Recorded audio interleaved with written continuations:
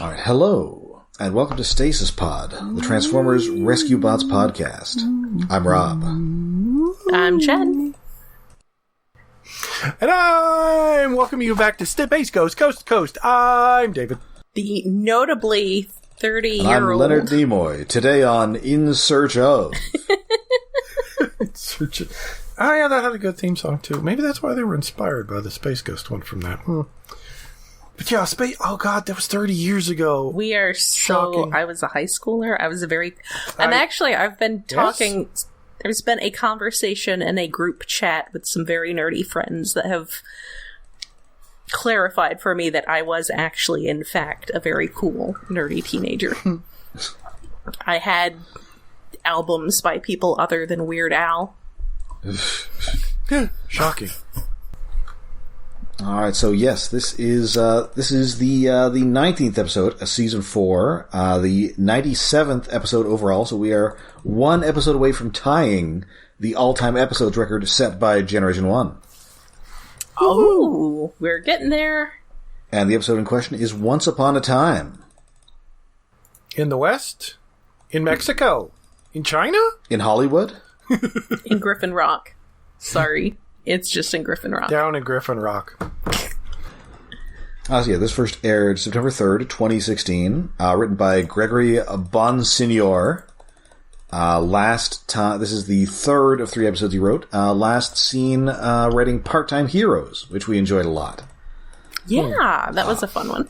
Yeah. The one where even where though it raised a lot of questions. Well, this one, we'll get there. This is going to raise some very different kind of questions. Yes. Yes.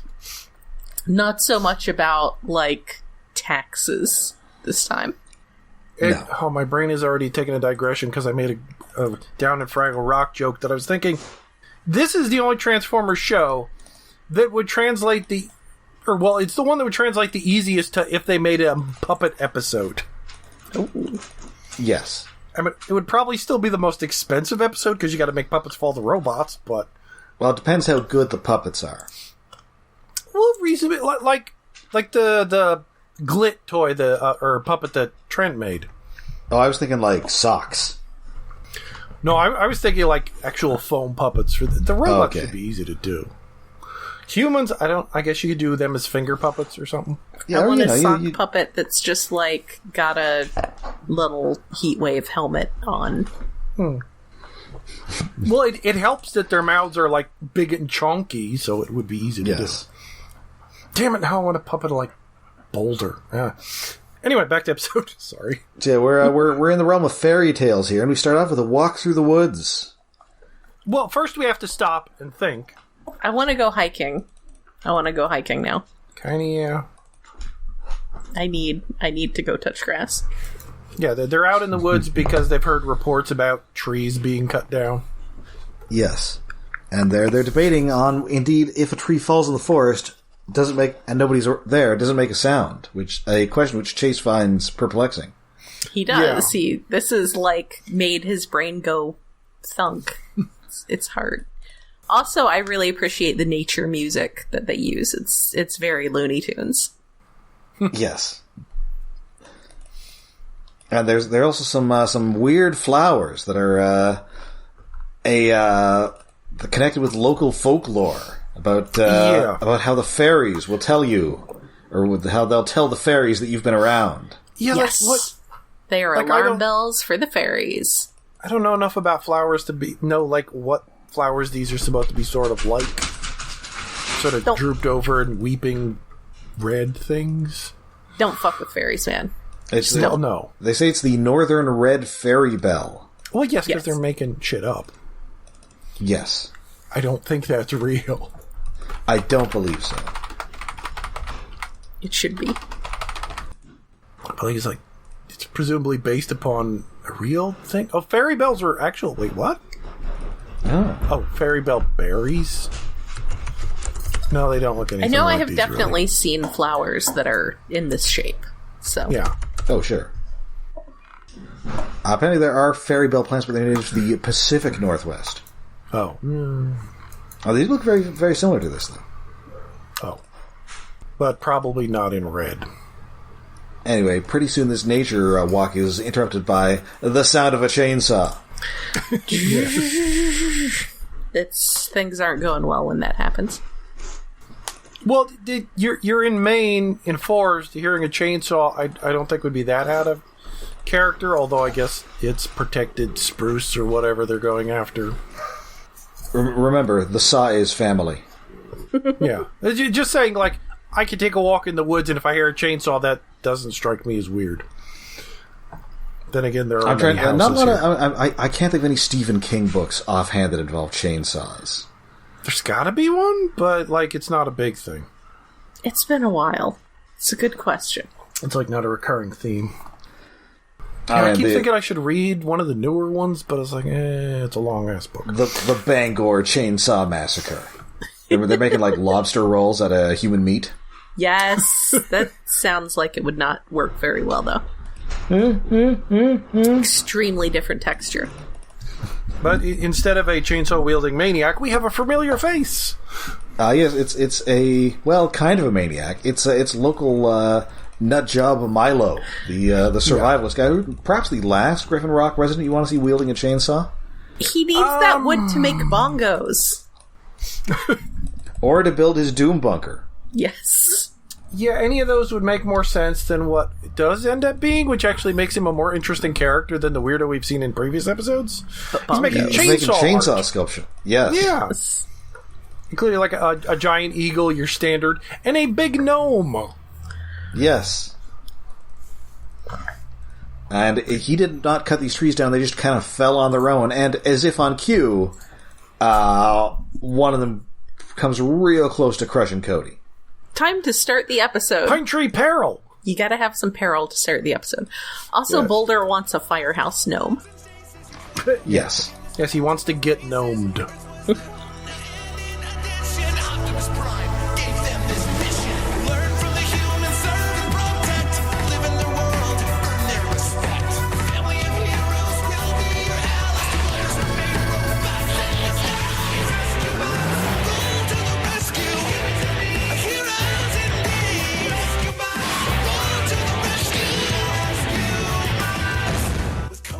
So he is saved from this fallen tree. They go back to the firehouse. And also Kade is going to some sort of web seminar. Oh, no, he wanted to...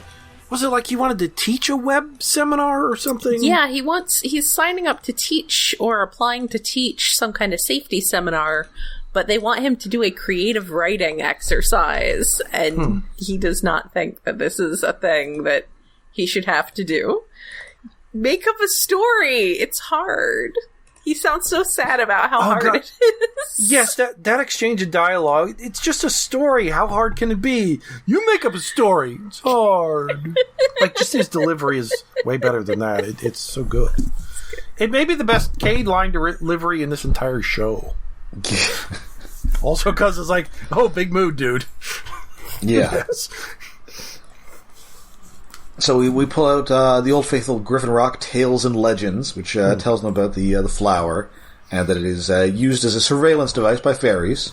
Yes. And of course, Blade is worried that fairies exist. Yes, yeah. I mean, how many movies are... I mean, I guess there are some movies like Fern Gully where fairies are okay, but I'm just imagining more like... what was that movie with the horror movie with the fairies? Well, there's a lot of them. I'm sure there's more than one. Yes. Don't Be Afraid of the Dark? That might be it. It's Pan's Labyrinth? Relatively recent one. Yeah, those are both fairly recent. Although I feel that most people generally think of fairies as more of the Tinkerbell type rather than... Yeah, Disney's twisted. Yeah. For the longest time, I think most people would think, oh, Tinkerbell, but more recently, thank you, Guillermo del Toro and various other people, it's like, no, fairies are creepy things you need to stay away from. Do not eat anything they offer you. Don't fuck with fairies, man. No. Yeah, I think in mythology, you're looking at more like your creepy, like David Bowie and Labyrinth kind of fairies. Yes. Yeah. Although that was goblins, but same diff. Well, yeah, David Bowie basically is a fairy in that movie. So now, as they are introduced to human I assume more human fairy tales, because I can't imagine they have escaped human fairy tales previously. We learned some very exciting things about Cybertronian culture. Oh, yeah, well, also, yes, but first, like, when Cody's talking about the fairy tales, and says, oh yeah, fairy tales always end happily ever after. Have you not read Grimm fairy tales? I mean, they probably have not read the originals. They're reading the sanitized versions. Well, even like the Grimm brothers, like in changed editions, they sanitized successive editions of their books. Yeah. Yes. However, they point out that that's not how stories end where they come from. Yeah, most of their stories. So he relates one in which people being eaten by a giant space monster. I am so he now relates a story obsessed with this. In which a bot went out, and he was confronted by a prime who told him not to go out with a dirty visor. This is then repeated 3 times, at which point he is then eaten by a giant space monster. That's the thing, like, to speed up the story, Cody's like, yes, and that gets repeated 3 times, so it's like, he knows the rule of 3s, and they bring it up in the episode specifically. Yes. And it's like, yeah, we get it, it's a fairy tale, it's got a rule of 3s. What's the punchline? You get eaten by a space monster. All of our stories end like that. Yes. What? Blade says, actually, that's how most of our stories end. And I'm like, holy shit. I am so obsessed with this concept and thinking about Transformers, like 30-foot tall robots, like the biggest aliens in most settings. And their stories are all about being eaten by giant alien monsters. Like, trying to think about the mindset that creates that story is like, was this written by Decepticons? Is this to induce xenophobia of aliens? Like, any alien planet you could go on, there could be a giant monster that will eat you. The stories let's start shooting. Serve as tales, as instructional tales for their youngest protoforms. Are about the danger of getting eaten by a giant space monster. I mean, I will note that there are multiple Transformer stories that are about giant space monsters that eat. You got the Dweller in the Depths. Yeah. Yes, and you got the demons from the Furman comics. Mm-hmm. Yes, and the Limbo demons. The Matrix monster from that one part of the Matrix quest. The Matrix monster. You got, in fact, even in this, you've got the Energon Eater. Yes. Yeah, and there's you've got Chaos, recently Chaos. Recently relevant because of Shard. Mm. That is from a season 3 episode, David. Mm. With Cup. You got various Quintesson creations. Yeah. That big squid in Transformers the movie, Sharkticons, Alicons. I mean, yes, it is a recurring motif. Mechanibals. Yeah. They will eat you. It's just yes, definitely, and even Scraplets. I mean, those are small aliens that are going to eat you. Tiny space monsters, but they will eat you. It's still a space monster. Yes, but like that, it happens in the fiction itself that we're reading. Like, yes, that makes sense. That's your traditional story. You encounter a monster, tries to eat the heroes triumph, or some of them get munched on. But that in universe, the idea that their own stories are about that, and they always end badly, and that you get eaten by an alien. Yes, I'm fascinated by the psychology of that. Like, for 30-foot robots being afraid of organics that are bigger than them, eating them on any old planet, and that's the stories they tell to protoforms. I'm just fascinated by how, like, depressing that is. That's just, that's an extremely dire culture to be like that, which I suppose is fair because they live in a pretty dire culture, but wow. Yeah, which, like it's was very that Germanic. Yes. Yeah, like Grimm's fairy tales, but like, was that like how stories were pre-Great War, or is that just since the war? Most of the stories that survived were like, well, we're in the middle of a war, and going out into encountering aliens is even worse. Like, because it does come back to a thing that I want to know more about Transformers. The little corners of fiction of what are Transformers movies like? What is their music like? What is their culture without the war like? What does the Empyrean suite sound like? Yes. I like that kind of stuff. So having this this ties into the Prime continuity, the Aligned continuity, which for the longest time was the main continuity Mm-hmm. And still kind of, we have echoes of that today. Hey, look, Transformers 1. Yes. Which maybe we should mention a bit, but we'll get to that later. But like, this is now canon, that in this continuity, most of the stories that they tell each other end in giant aliens eating them. I love it. It's weird. It's great. Anyway, we're like 5 minutes into this episode. Yeah. So Danny gets a call from occasional love interest Taylor, and unfortunately, unfortunately the old Taylor can't come to the phone right now because he's dead. Ooh. Wait, was Taylor the name of? Oh, is that in A Planet of the Apes? Was that the main character? I think that was, yes. Although I was making a Taylor Swift joke. Oh, you were going for a Taylor Swift. I know Taylor Swift exists, but to me, mostly she's just a metaphor for other things. Wow. No, I forget. No, there was a meme I saw today that, like, Taylor Swift compared to something else. I can't even remember what it was. But I've heard some of her music. It sounds good, but I don't listen to enough of it. Anyway, in a real fairy tale scenario, he has accidentally locked himself in a tower. Oops. Yes. And he's calling her for help. And she is quite reasonably upset that the only time he seems to call her lately is when he needs rescuing. Yeah. Which, not wrong. Like, we have more fairy tales coming in. Oh, he's like Rapunzel up a tower. Yes. And meanwhile, Cody is now going to head over to Mrs. Neederlander's cabin to make a delivery. Oh, yes. I want a cabin. You have to go to Grandma's cabin to give her whatever Red Riding Hood was delivering. Frankie, in a red hoodie, is going to be accompanying him on this. Yes. So they head into, and also Graham wants to go to the woods because he's determined that these trees are falling down because they're afflicted with some sort of disease. Yep. He needs to do some science because we are using the Marvel Comics definition of a scientist. He can do every kind of science. Being an engineer qualifies him to do botany. Oh, yes. He's also a dendrologist. Yes. Like, the story part, like, I was obsessed with that in the beginning of this episode. But when I realized I really love this episode, and this might be my new favorite episode, was when Danny's on the phone talking to her sort of boyfriend, and she says, "Cut to the chase." The camera pans to Chase, and he asks, "How am I involved?"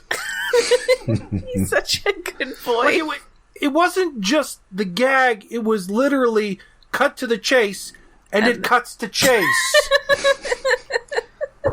So good. So dumb, but so good. So they get to Mrs. Neederlander's cabin, which looks extremely nice. It does. Yeah, it's real cool. Oh my god. It's got like a big second story window. It's sort of not an A-frame. What would it be? Because it has a second story. Whatever. I'm so jealous. Looks cool. Yes. She's living that cottagecore life. Yes.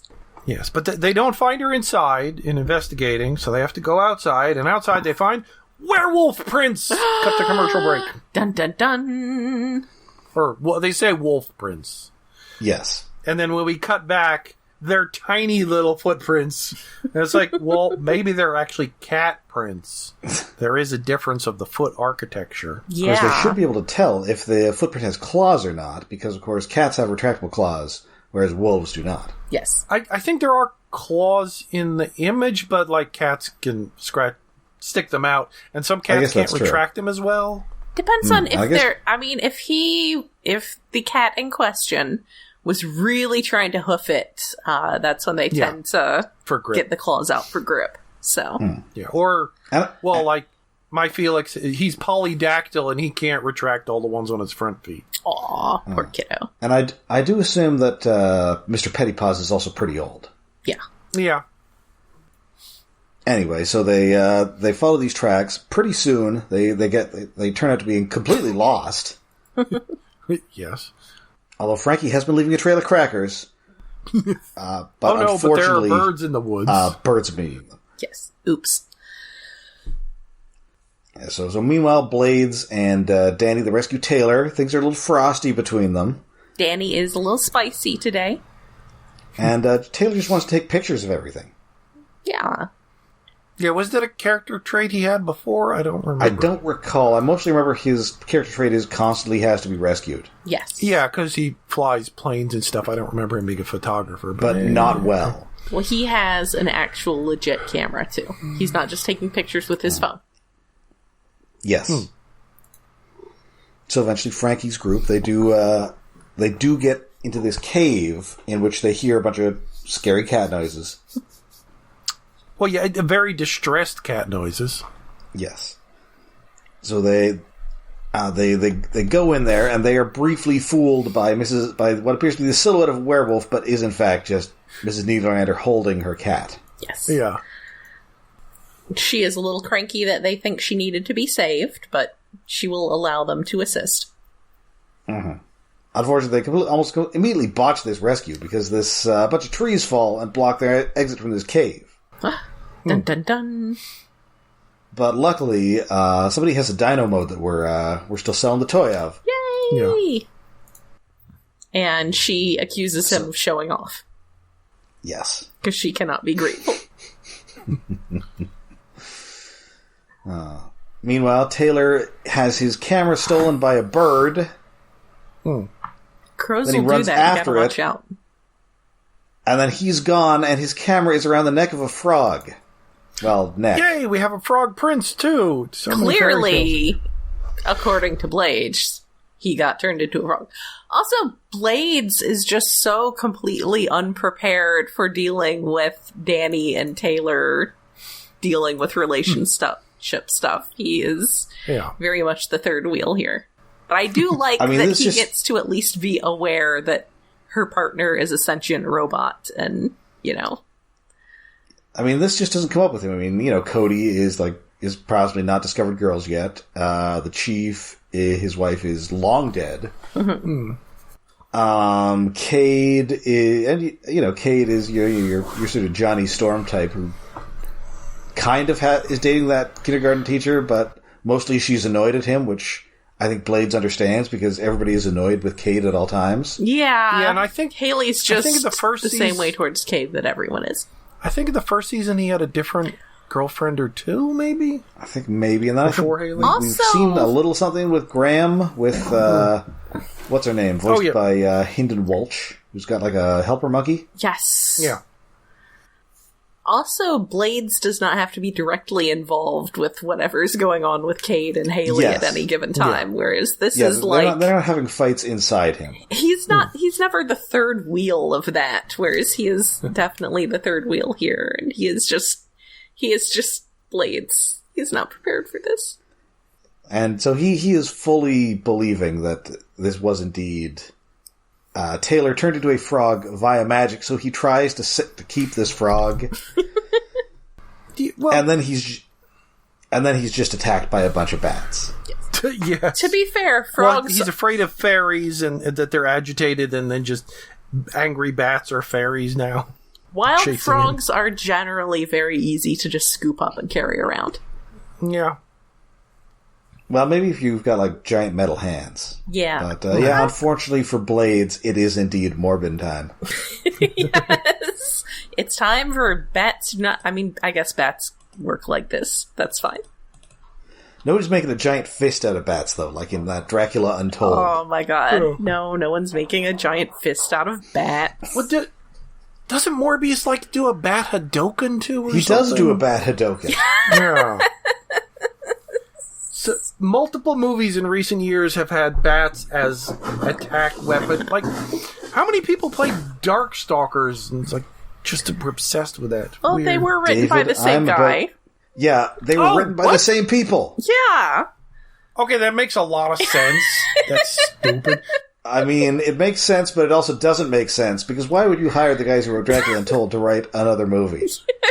Because apparently they're hired to write more movies since it, but like... that Morbius is almost a sequel they didn't get the chance to write then, and that makes sense. Oh no, maybe well, they a lot of this actually... bad stuff. Why don't we just recycle this? Nobody's going to know. Nobody saw Dracula Untold. Maybe they actually did, like, recycle the script that they had drafted for, like, the first present-day Dark Universe Dracula movie. Yes, one Dracula has to fight another Dracula who's worse. Like, you just scrap the first act and keep the second act and whatever the hell at the end. Oh, no. I wonder if that movie also had somebody trying to attract a cat by shaking its litter box. I thought that part was improv and real bad. I mean, I sure hope so. Yeah, I also hope so. What cat isn't attracted to the sound of its own desiccated poop? It doesn't help. Trust me. So anyway, so pretty soon, all of our teams congregate in a grove of fallen trees, in which they find a bunch of sparkly webs, which they believe to be fairy. And certainly Mrs. Neederlander, big fairy believer. Yes, she is absolutely like, yes, of course these are the fairy. This is the fairy dust. Jeez. Oh, it's a big circular clearing in the middle of the woods, surrounded by odd trees, and it's weirdly round that it's empty, and there's odd foliage on the outside. It's like, yes, that's how forests work. Young people these days don't believe in fairies. No, because I am kind of shocked there was not like a circle of mushrooms in the middle of it. Why? When I was a young girl, we, my friend and I, found a bunch of fairies and sent the photographs to Sir Arthur Conan Doyle. Yeah. Yeah. And he was a gullible enough idiot to fall for it. Well, he had a real bad World War One. Yeah. I mean, so did the entire country. Well, yeah. I mean, well, So specifically, he was like extremely gung ho for it. And then his son died in it, and then he spent the rest of his life trying to communicate with his dead son. Yeah. Yeah, which did sort of tracks, but it's just funny that the guy who created Sherlock Holmes was also one of the most gullible idiots. Well, especially since, he was friends with Harry Houdini, and... Yes, and Harry tried to convince him, no, this shit's bullshit. No, but I've seen you do magic. I just explained to you how I did it. Yes, he became convinced that Houdini was actually magic, but didn't realize he was actually magic.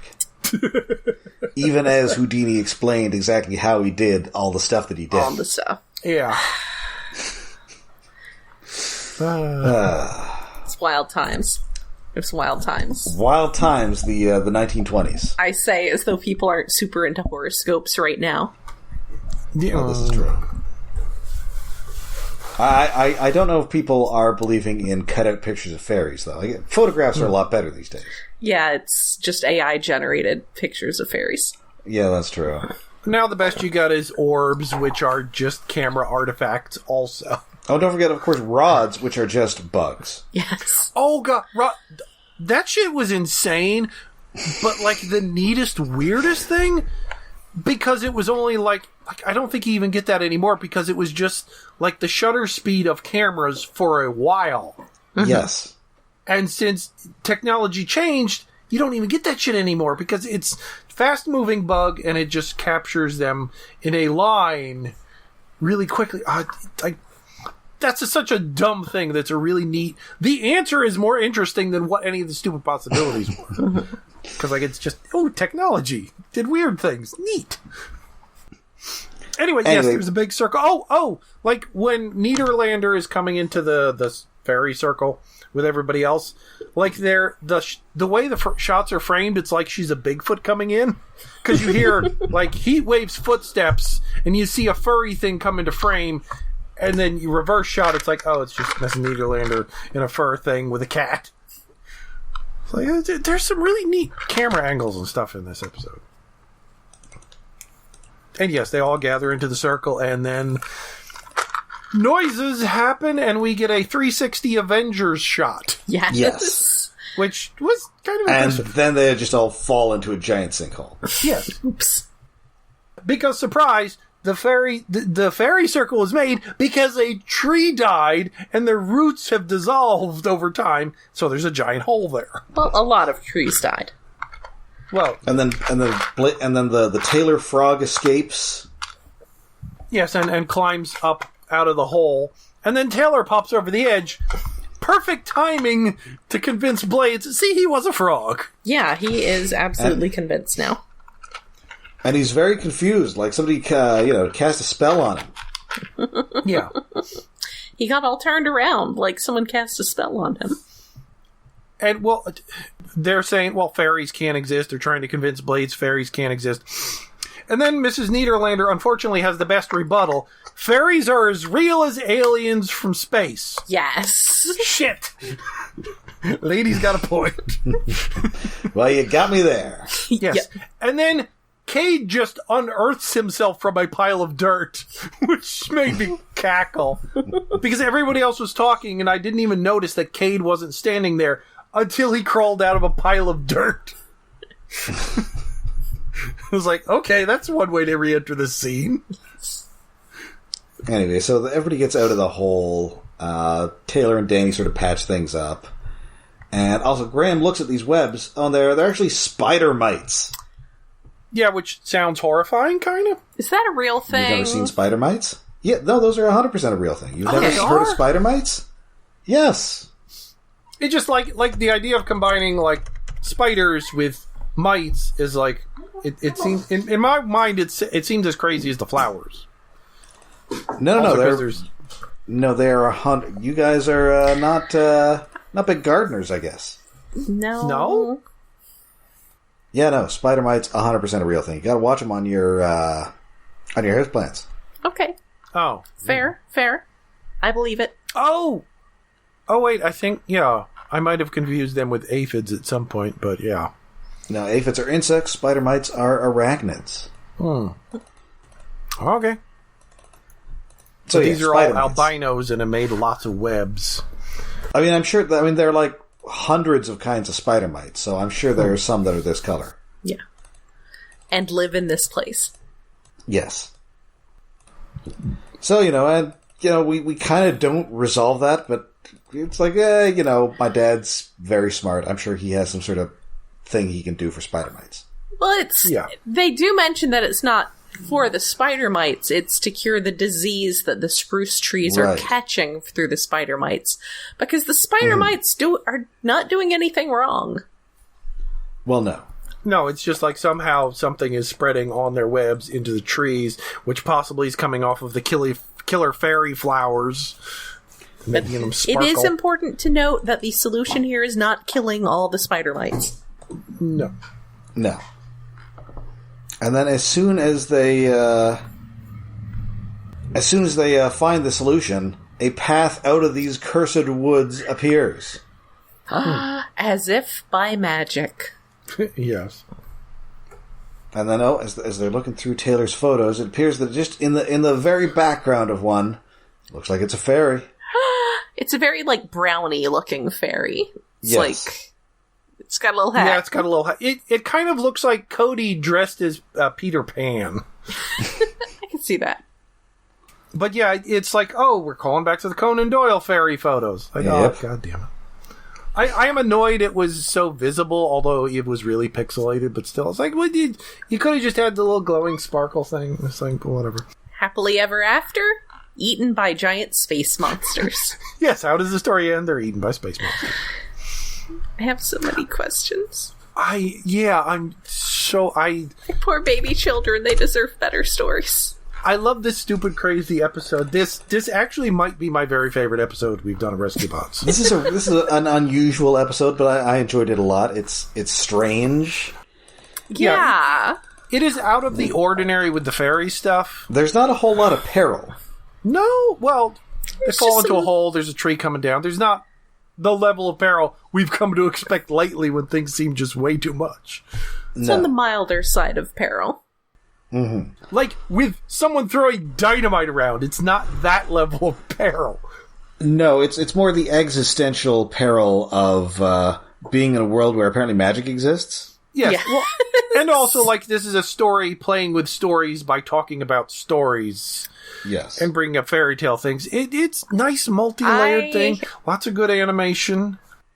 I, as a big Neil Gaiman fan, do love a story that is about the nature of storytelling, so Yes. that's always nice. Also, it makes me want to go for a hike. Yeah. If it wasn't so cloudy today, I probably would have. Yeah, it's cold here. Oh, God, yeah. I think maybe it was snowing earlier. We got a freeze warning it's tonight. not that cold here. It's mighty cold. We've got a freeze warning here tonight. All right, and now it is. So that does it for Once Upon a Time. So that now brings us to Jen's Jen's Visionaries Corner. Hello. So this week we are on the episode Feral Steps Out. It is by Buzz Dixon. We all know lots about Buzz Dixon. I will let you know, if you follow Buzz Dixon on Facebook, it is a delight to see the far leftist version of boomer memes. So that's always charming. So this episode starts out with the most Renfest possible music, as we get to some villagers who are being pillaged by pirates. These pirates have a ship that is on wheels, and it is clearly Talk Like a Pirate Day at Renfest, because they are extremely piratey pirates. If we go back again to the fact that the Visionaries world was like a moderately high-tech society not that long ago, these people have just chosen that their role in this Renfest society is going to be playing a pirate. right down to someone declaring, "There be booty for us all." It's feral with a Y. Yes. It is spelled F-E-R-Y-L. Oh, that really should have been like a hair metal band name. Did that cause you pain? It just like transported me back to Jackal with a Y. Oof, trickster with an X. So, wait a minute. Leoric and Leoric and Feral show up in the Lancer cycle to fight off these pirates. Leoric turns into a lion and does a very good job of scaring them off. Feral is having a bout of the old cowardice and feels like a jerk he gets teamed up on by like 3 pirates, and Leoric just kind of has to save him too. So they save the villagers. Hooray! They get back to New Valoric, and Feral is feeling like a huge liability. He's like, I suck, I can't do this. So he leaves, as one does. See also the excellent Generation 1 episode, The Ultimate Doom, or The Ultimate Weapon. Not the Ultimate Doom, weapon. That's a different episode. The Ultimate Weapon, yes. That's the one where you leave because you feel like you're a burden. So, a spy sees all of this, and she reports back to the Darkling Lords that one of the Spectral Knights has wandered off. And they're like, hey, maybe we could get him to come hang out with us. So they find Feral hanging out there's an inn called Sign of the Ram, because, again, it's Renfest. He is being an angsty boy drinking in the tavern, and the Darkling Lords straight up just ask him to join, and he's like, no. And they make vague threats, and you know what? It's time for a bar fight. Yay. So there's a bar fight. There's a lot of bar fights in this show. So Feral escapes. The Darkling Lords get off into the Skyclaw and fly away. Lots of vehicle use in this series. So the they gotta show those vehicles. They gotta show those vehicles. Yeah. So the Darkling Lords go get their buddy Kravix to use the Staff of Fear. They figure this is a good opportunity to maybe mess with Leoric. So they get the Staff of Fear to give Leoric a nightmare about Feral being in danger, which he assumes to be a premonition. He goes running off literally on horseback, and at this point, I might have to say I ship it. And he finds someone who he believes to be Feral hanging from a tree, but it's Virulina, who has just painted her armor to look like Feral's. She knocks him out. The other Darkling Lords come over to capture him, but he wakes up and there's a fight. But they do overpower him and get him to the dagger assault and steal his totem. So now he can no longer turn into a lion. Feral sees them escaping. He climbs up on the dagger assault, and he manages. He didn't totally catch what was going on with Leoric, but he overhears them saying, I really like Virulina saying that Leoric going after, trying to save Farrell is ridiculous, because I, for one, would never try to rescue my friends. To which Darkstorm replies that that's why she doesn't have any. But Farrell realizes... Farrell realizes the reason Leoric got captured was because he was trying to rescue him, and then he continues feeling very bad. So Darkstorm gets Leoric tied up in a torture device that he describes as being all the rage among the tax collectors. Leaves him tied up in the basement, tied up on the wall. Farrell sneaks in through an extremely dungeon basement kind of dungeon basement, and tries to free him. At this point, I'm reminded that this planet, because Darkstorm, he's making plans, and he points out that the 3 suns will rise in a few hours. And I'm like, wait a minute. Isn't that like the entire point of a recent television show from a series of Chinese novels called The 3-Body Problem? Is that you can't just have 3 suns. It's not like moons. Well, you can it's more that like trying to like track where they go. I haven't actually seen the series. I just know the 3-body problem is like a mathematical astrophysics problem that, like, with 1 star, it's easy to pinpoint where it's going to be. With 2, you can figure it out. With 3, it's like unpredictable nonsense. And yeah, there shouldn't be habitable planets around them, because that's going to fuck everything up. Yes. So now every time that they mention there being 3 suns, I'm like, are there though? So meanwhile, you got a 1-up Tatooine. They had 2. We got 3. You can't have 3 suns. Doesn't work that way.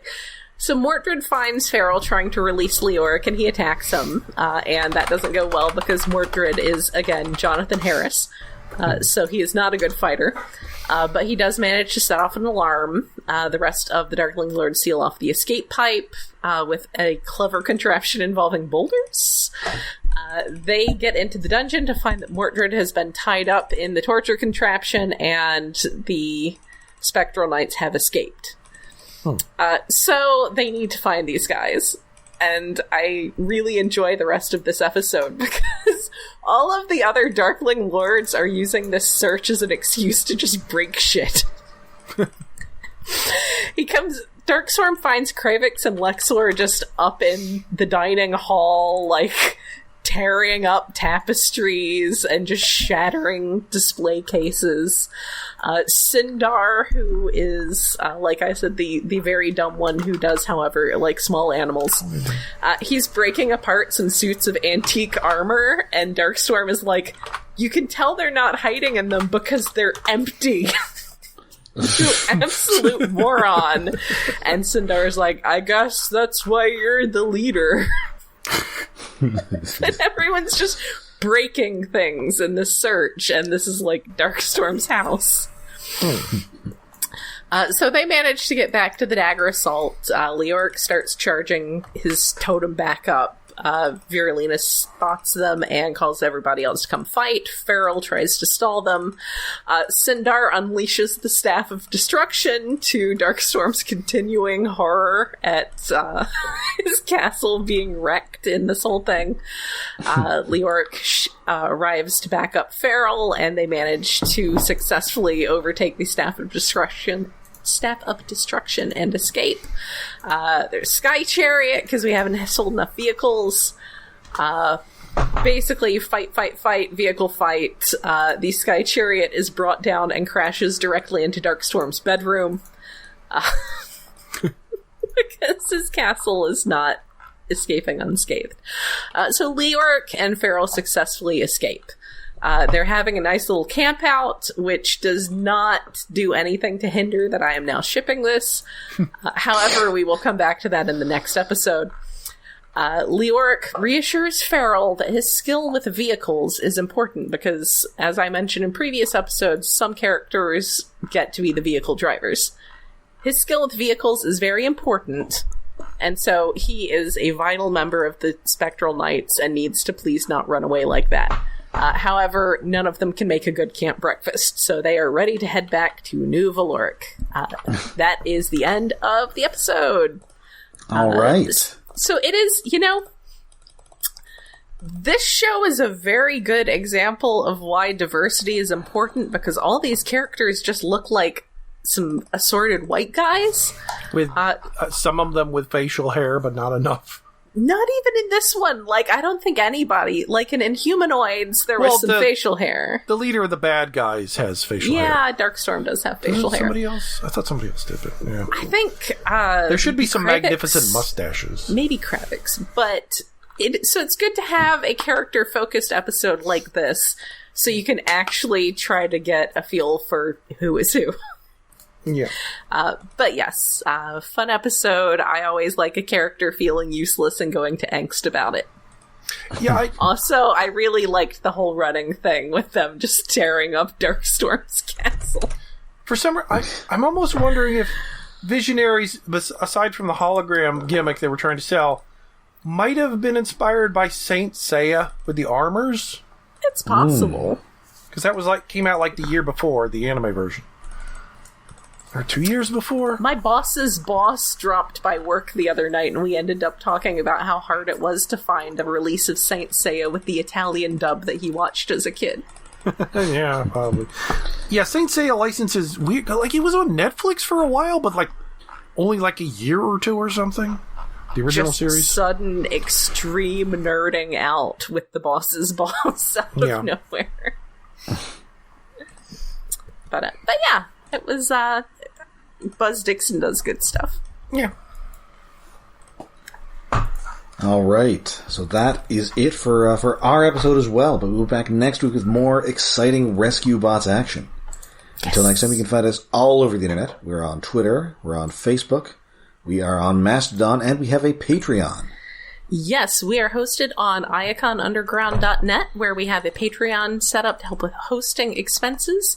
That is at patreon.com/iaconunderground. For 420, we have revisited the absolutely unhinged cartoon special, Cartoon All-Stars to the Rescue. Where a bunch of cartoon characters who are absolutely not up to the task convince a child to just say no to drugs. So if you ever wanted to hear Simon the Chipmunk talking about marijuana, this is definitely the special to watch, and we definitely had a lot of thoughts about it, including the metatextual importance, possibly, of using trickster archetypes to sell this sort of lesson, as opposed to lawful archetypes that you might not be interested in listening to if you are inclined to try the marijuana. Yeah, it does. I mean, thinking back on it, yeah, Michelangelo and Bugs Bunny are maybe good instruments of that message, but it's still like, the Muppet Babies are also there. What the hell are they doing? Baby Kermit is not equipped to this. He is a very small child. It's just, it was a lot of fun to record, and I'm sure it will be a lot of fun to listen to. So that is patreon.com/iaconunderground. I mean, when Kermit grows up, he's going to know all about this. He hangs out with Gonzo and with Dr. Teeth and the Electric Mayhem. Yes. The band is definitely on something. So much. They're on so much. They're on like 5 different things. Yeah. Like, they're not on like Meet the Feebles level, but they've taken a lot of weird things. Although I will note that as per the recent Muppets Mayhem series on Disney Plus, the Dr. Teeth and the Electric Mayhem have canonically met the Feebles. Yeah, I mean, if anybody on the regular Muppet Show is going to, yeah, it's them. I need to see that show. That's good. Before they take it off for a tax write-off. Well, it was canceled, but as far as I know, they're keeping it on there. Well, good. I'll keep an eye out. All right, so do not recommend Meet the Feebles, though. Not really. That's advanced level viewing. Yeah, that's no. I mean, maybe to see it once with some friends while drunk, but not really. No. All right, it's impressive but horrifying. Well, we'll be back next week with a very special crossover episode of Rescue Bots. What? My boy. My himbo boy. But until then, I'm Rob. I'm Jen. And I'm David. And they all died at the end because they were eaten by a space monster. I'm gonna write, that's gonna be canon in my Transformers fanfic from now on.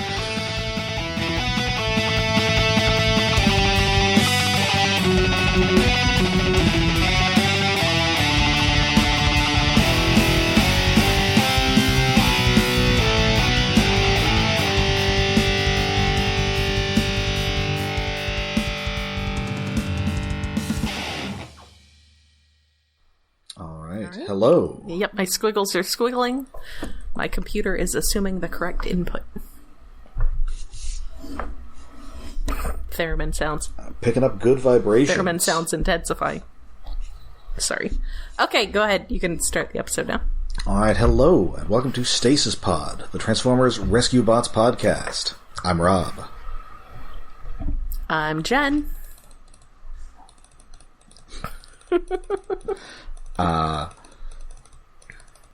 30 years ago. No, it was 30. Because it was like 1994. It was 30, as famously, as of this week. I was in high school.